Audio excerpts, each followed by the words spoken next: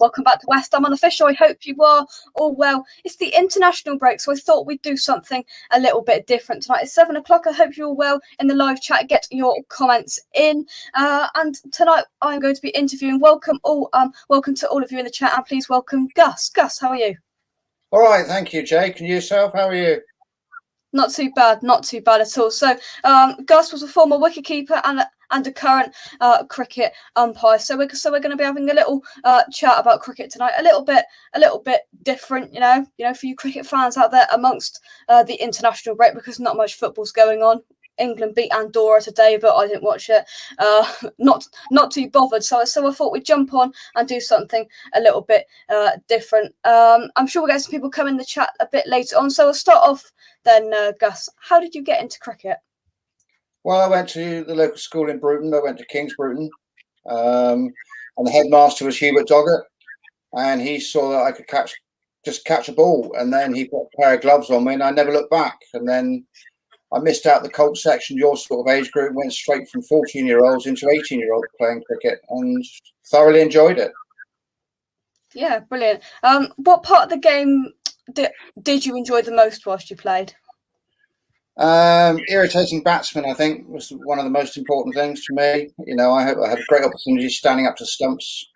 But apart from that, it's playing with your mates every week, enjoying yourself, you know, and having the like mind to go out and win and do the best you can. You know, it's a team game, but it's also a very individual game, which I enjoyed. I wasn't particularly good at batting. I was just a bit of a heaver, but wicket keeping, yeah, it's my forte for 2 hours out there. Yeah. A couple of people are coming in the chat. Scott, hope you're well. Evening, Gus. Robert says, Jake, you looked good in your whites. Thank you very much, Robert. Guys, Scott, Robert, get your questions and comments in to Gus, and I'll put them up on screen and fire them to him. Who was the did you use any gamesmanship, a little bit of talking to the batsman when you were keeping wicket, just to say hello and mess them about slightly? Yeah, it's more than just a hello. I just never stopped. You know, once they were out there, as far as I was concerned, they were fair game.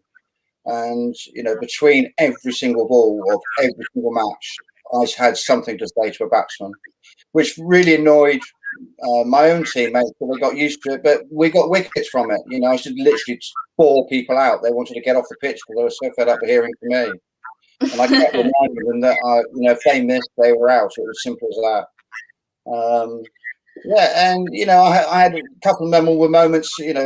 I talked out Mark Mitchell, 3 balls. First ball, when I moved to a new club, we split up at Bruton. Talked him out, and third ball stumped him down the leg side. I'd played with him, for the last 10 years, and it was a great. That was the most enjoyable stumping I ever had. Was stumping Mark Mitchell down the leg side. He just didn't know what was coming. Yeah. Did you have like a favourite, just to go off slightly, did you have a favourite line to say to a batsman, or was it just what came into your mind at that specific time? I normally asked them, normally reminding them that I had the best view of them, and they might have taken it the wrong way, but, they were more worried about me than the ball coming down to them. But I never said anything when the bowler was coming in. It was never cheating. It was always in between balls. It was pure gamesmanship. Yeah. Dad says Gus was the best keeper I played with. Well, bettering you up there slightly, but I appreciate that.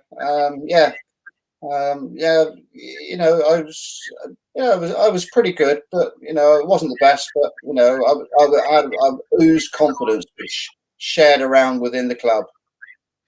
Yeah, yeah. A couple of people have sent questions in, and you might like this one. So, somebody asked, who made the best tea, Wilkie or Shorty? Wow.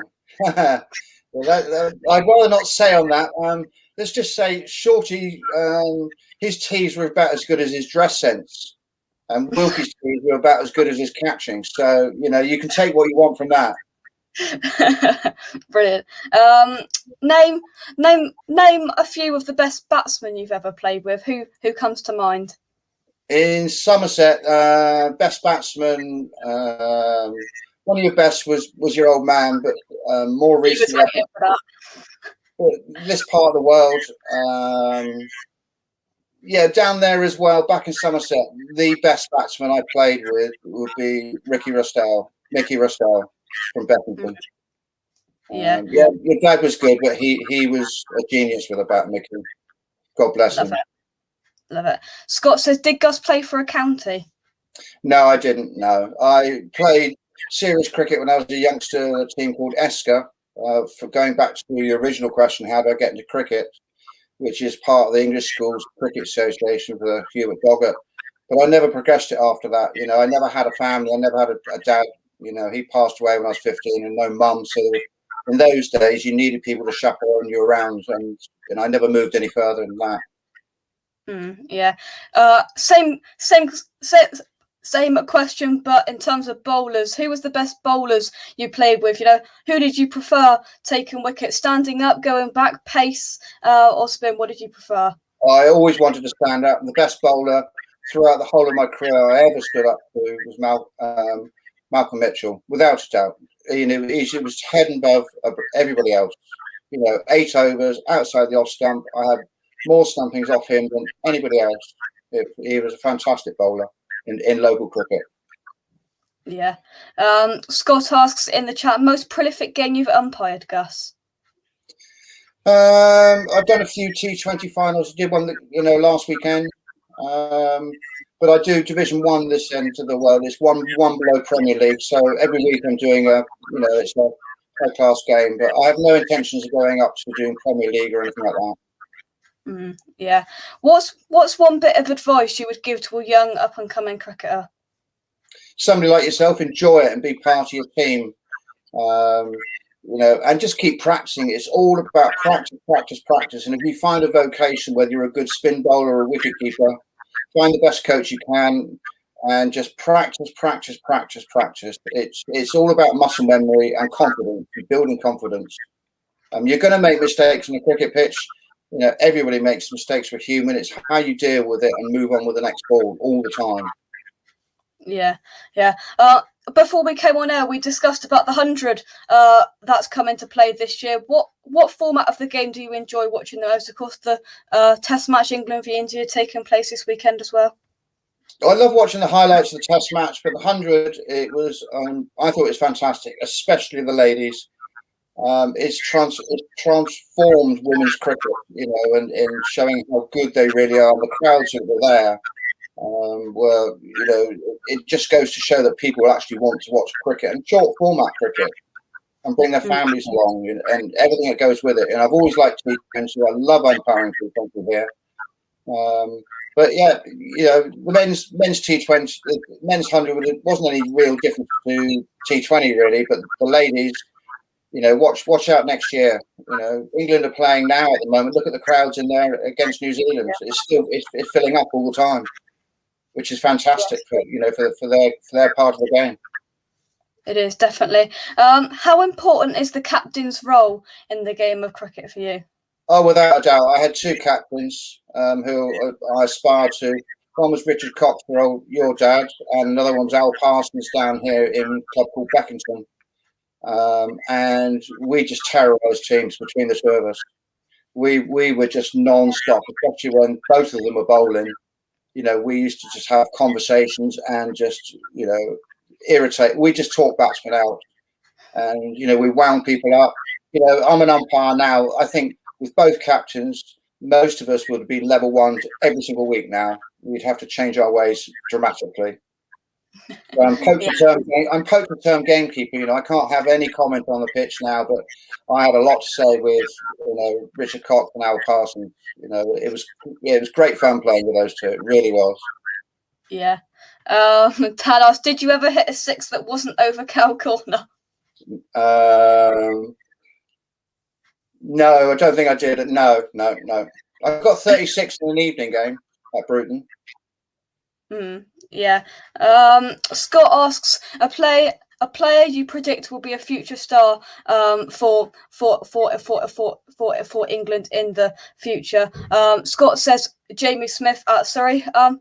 Has anybody caught your mind whilst umpiring, or watching on a telly that's going to be good? Yeah, there's a lad here in Colchester called Ollie Maguire. He was 16 2 years ago, and he was hitting hundreds for just for pleasure. And he's a big lad, and he's playing in the Premier League and opening in the Premier League here and just scoring hundreds. I'm sure he'll go a long way if he doesn't get injured. But other than that, I really, there's a few here, but I don't know of anybody going up from here at the moment. Yeah. Jay Hustle asks, what's the best advice you ever had cricket related? Best advice I've ever had cricket related? Play as long as you can, which I disagree with because my fingers are really. If I wish I'd started umpiring 5 years earlier, 3 or 4 years earlier, rather than carrying on those extra 3 years. You know, when you get to, it's a long time not playing, they say, but move to umpiring. It's the best seat in the house. Yeah. Robert asks, what honour are you most proud of? Playing with Bruton. And winning all the time, and just going out there for. We had a small playing staff of 13. There was one season when we won 6 games on the trot, 3 batting first, 3 bowling batting second, and each time we won in the last over. We won the league that season because of it. And everybody just turned up every single week to play cricket together and be a bunch of mates and go out there and give it our all. But Bruton was fantastic. It really was. Love it. Moving into the umpiring side of the game, did you always want to become an umpire after retiring from cricket? Absolutely not. I hated it. Absolutely hated it. If anybody knows who I've played cricket with, when we batted, I went to sleep. I just got in the change room, curled up on a ball and went to sleep. I would not go out there and umpire. I refused to. Hated it. Couldn't score, wouldn't umpire. When I did have to go out there, I hated it.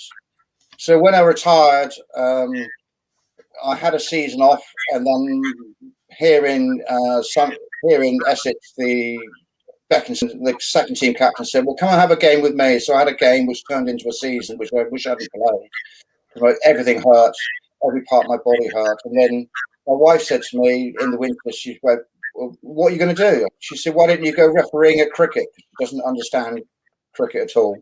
So when I took the course. A 4-day, weekend course. When it came to reading, I abysmally failed. But a chap called Terry here, the course, who was taking the course, he saw that something in me, and he's still an umpire now. And gave me a chance, and I've never looked back. And I love every single moment of it. There's not one game I haven't enjoyed in the last 6 years. Love it. Jay Hustle asks, best away ground you have ever visited? In Somerset, it would have been Mells. Here in Essex, there's lots of grounds to talk about. We've got Aberton and Kelvedon, which is my home club. Elmstead is nice. There's lots and lots of clubs around here that's so lovely to go to. I went to Worlington in the week a couple of weeks ago. I asked to go there because an hour and 20-minute drive, which is a long way for us to drive. And it's just like a Bruton ground, really small, straight ground. And it just reminded me of what it was like at Bruton again. So, yes, it's nice. Yeah. Robert asks, what number did you bat at? Well, that's a strange question because at Bruton, we tended to put 11ers put pads on. It depended on the situation. Most of the time I was down the bottom, but every now and then I was asked to go and pinch hit and open up the batting and just swing. Sometimes it came off, sometimes it didn't. There was an occasion at Bath when it was a really, really, really hot day, and they put hundreds of runs against us. And we were 3 pitches away. It was a long walk to tee, and I was absolutely shattered. And somebody who should be nameless, but he's related to you, asked me to open the batting. And I went out there with my big, heavy gun and more and scored 101, my only 100, in about 5 overs, and then proceeded to go to sleep. And we won the game by 9 wickets. And it was a fantastic feeling. But I pinched hit, all the time. So, I always put my pads on, ready to go. There's only one way I batted, going to cow corner. Final question then. What is your favourite part of being an umpire? Favourite part, you have the best seat in the house. You really do. Last week, there was somebody bowled 9 overs. It's the best overs I've seen all season, which is fantastic to umpire. But Sunday cricket is where I enjoy it. Umpiring people of your age who are trying to come through, playing with seniors, and the juniors learn to respect the officials and their decisions on how they work it. So I'm also slightly a coach in that, I might suggest to a young bowler, try a different approach or a different line, how are you going to get him out, which is all part of it on Sunday. You can't do it on Saturdays, obviously, but it's encouraging the youngsters on Sundays about the whole etiquette of cricket, which must carry on in the future. Yeah. Here's a good question from the chat. Jay Hustle says 1 batsman, 1 wicketkeeper, and 1 bowler from the professional game. Who would you pick? 1 batsman would be Ian Botham from years past. Wicketkeeper, the best wicketkeeper in the whole world is the ex-English wicketkeeper Sarah. I can't remember her second name now. What's her second name? Sarah Taylor. She is fantastically natural. If anybody wants to learn how to keep wicket, watch her all the games, all her videos, how to keep wicket. And 1 bowler. There's a number of bowlers. It'd have to be Jimmy Anderson. I'd love to have kept him. Yeah, love it. Thank you very much, Gus, for coming on. That's all the comments from the chat and all my questions. Anything else you'd like to say before we go? No, just everybody enjoy their cricket. I know the season's over. It could be indoor cricket, but just go out there, young people and old, just enjoy the game. It's a fantastic spirit of a game.